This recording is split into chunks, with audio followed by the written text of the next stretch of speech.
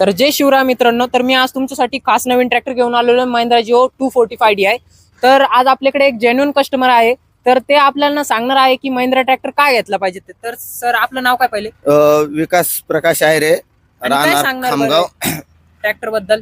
Tractor बद्दल म्हणजे हा महिंद्रा ट्रॅक्टर खूप चांगला आहे आणि शेती व्यवसायासाठी खूप योग्य आहे.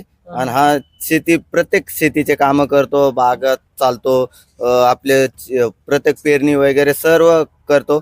मायलेज एक नंबर आहे आणि आपल्याला योग्य दरात भेटून जाईल तो.